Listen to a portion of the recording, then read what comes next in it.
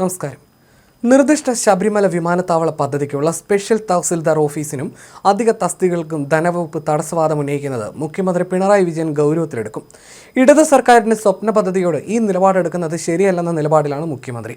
അടുത്ത നിയമസഭാ തെരഞ്ഞെടുപ്പിൽ ചർച്ചയാക്കാൻ വിമാനത്താവള പദ്ധതി വേഗത്തിലാക്കാനാണ് പിണറായിയുടെ ആഗ്രഹം. പിണറായി അധികാരത്തിൽ വന്ന ശേഷം നടപ്പിലാക്കിയ കണ്ണൂർ വിമാനത്താവളവും വിഴിഞ്ഞം തുറമുഖവും എല്ലാം ഉമ്മൻചാണ്ടി സർക്കാരിന്റെ കാലത്തെ പദ്ധതികളായിരുന്നു. അതുകൊണ്ട് തന്നെ സ്വന്തം പേരിൽ വമ്പൻ പദ്ധതി വേണമെന്ന് പിണറായിക്ക് ആഗ്രഹമുണ്ട്. ഇതിനുവേണ്ടി കൂടിയാണ് ശബരിമല വിമാനത്താവളം ചർച്ചകളിലേക്ക് കൊണ്ടുവരുന്നത്. ഇത്തരമൊരു പദ്ധതിക്കാണ് ധനവകുപ്പിന്റെ പാര. വിമാനത്താവള സർവേ സംഘം തിങ്കളാഴ്ച എത്തുമെന്നാണ് പറഞ്ഞിരുന്നത്. എന്നാൽ സ്കെച്ച് തയ്യാറാക്കി കഴിഞ്ഞിട്ടില്ല. അതിനുശേഷമേ സർവേ തുടങ്ങും. സർവേ നടത്തിയ ശേഷം പ്രദേശത്തിന്റെ പൊന്നും വില മഹസർ തയ്യാറാക്കണം. ഭൂമിയിലെ റബ്ബറിന്റെ വിവരം തയ്യാറാക്കി റബ്ബർ ബോർഡിന് കൊടുക്കണം. തടി വിവരം വനംവകുപ്പിന് നൽകണം. കെട്ടിടക്കണക്ക് പൊതുമരാമത്ത് വകുപ്പിനാണ് കൊടുക്കേണ്ടത്. ഇതിനുശേഷമാണ് നഷ്ടപരിഹാരം നിശ്ചയിക്കുക. 2500 ഏക്കർ ഭൂമിയിൽ ഇതെല്ലാം പൂർത്തിയാക്കാൻ ഏറെ സമയം വേണ്ടിവരും. ഇതിന്റെ ഏകോപനമാണ് സ്പെഷ്യൽ ഓഫീസ് നിർവഹിക്കേണ്ടത്. ഇപ്പോൾ കളക്ടറേറ്റിലെ ഭൂമി ഏറ്റെടുക്കൽ ഡെപ്യൂട്ടി കളക്ടർ ഓഫീസാണ് ഇക്കാര്യങ്ങൾ ചെയ്യുന്നത്. ഇവർക്ക് ജില്ലയിലെ മറ്റ് പല ജോലികളുമുണ്ട്. ഈ സാഹചര്യത്തിലാണ് പുതിയ തസ്തികയും പോസ്റ്റും ഓഫീസും അനിവാര്യതയാകുന്നത്. ആവശ്യം റവന്യൂ വകുപ്പിൻ്റെതാണെങ്കിലും അതിവേഗം ഇതെല്ലാം ചെയ്യണമെന്നുള്ളത് മുഖ്യമന്ത്രിയുടെ ആഗ്രഹമാണ്. ഇതിനെയാണ് ധനവകുപ്പ് തടയുന്നത്.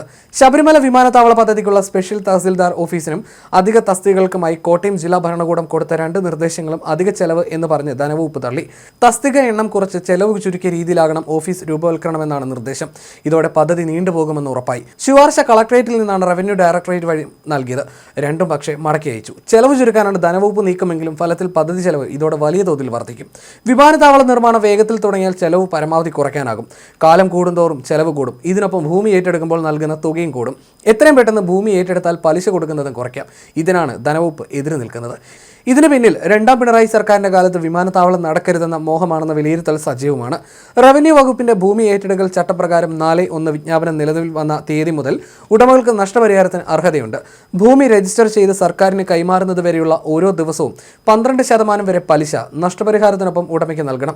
2013 ഭൂമി ഏറ്റെടുക്കൽ നിയമപ്രകാരമാണിത്. ഇത് പദ്ധതി ചെലവ് കൂട്ടും. സ്പെഷ്യൽ തഹസിൽദാരും 25 ജീവനക്കാരുമുള്ള ഒരു ഓഫീസും ഉണ്ടെങ്കിലേ സർക്കാർ ആഗ്രഹിക്കുന്ന വേഗം പദ്ധതി നടത്തിപ്പിന് കിട്ടും. 2026 ആദ്യ നിർവഹണത്തിലേക്ക് കടക്കണം എന്നാണ് സർക്കാർ ആഗ്രഹിക്കുന്നത്.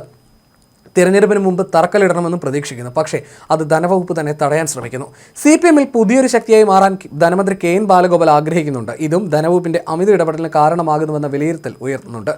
സർക്കാരിന്റെ ഭരണാനുമതിക്ക് പിന്നാലെ ഭൂമി ഏറ്റെടുക്കാനുള്ള വിജ്ഞാപനം പുറപ്പെടുവിച്ചതോടെ ശബരിമല വിമാനത്താവള നിർമ്മാണത്തിനായിട്ടുള്ള നടപടികൾ വേഗത്തിലാകുമെന്നായിരുന്നു പ്രതീക്ഷ. ചെറുവള്ളി എസ്റ്റേറ്റിന്റെ 916.2 ഹെക്ടർ അടക്കം 1039.87 ഹെക്ടർ ഭൂമിയാണ് വിമാനത്താവളത്തിനായി ഏറ്റെടുക്കേണ്ടത്. ഏറ്റെടുക്കേണ്ട സ്ഥലങ്ങളുടെ വിസ്തീർണം, വസ്തു ഉടമകളുടെ പേര്, വിലാസം എന്നിവ ഗസറ്റിൽ പ്രസിദ്ധീകരിച്ചു. ഇതേ തുടർന്ന് പദ്ധതി പ്രദേശത്തെ താമസക്കാർക്ക് നോട്ടീസ് നൽകുന്നതിനും വസ്തു റീസർവേ നടത്തി രൂപരേഖ തയ്യാറാക്കുന്നതിനുമുള്ള നടപടിക്രമങ്ങളാണ് റവന്യൂ വകുപ്പ് ആരംഭിച്ചത്. ഏറ്റെടുക്കുന്ന ഭൂമിയുടെ ഇനം തിരിച്ചു വേണം മൂല്യം നിശ്ചയിക്കാൻ.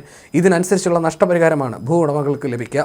എരുമേലി തെക്ക്, മണിമല വില്ലേജുകളിൽ നിന്ന് 1039.87 ഹെക്ടർ സ്ഥലമാണ് വിമാനത്താവളത്തിനായി ഏറ്റെടുക്കുന്നത്.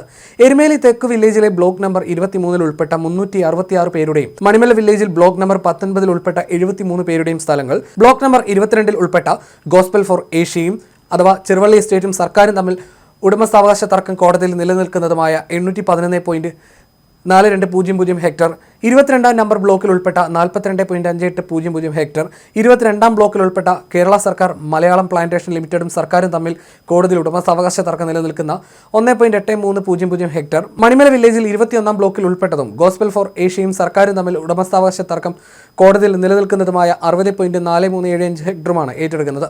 വിമാനത്താവളത്തിനായി സ്ഥലം ഏറ്റെടുക്കുമ്പോൾ 352 കുടുംബങ്ങൾക്കാണ് സ്ഥലം നഷ്ടപ്പെടുന്നത്.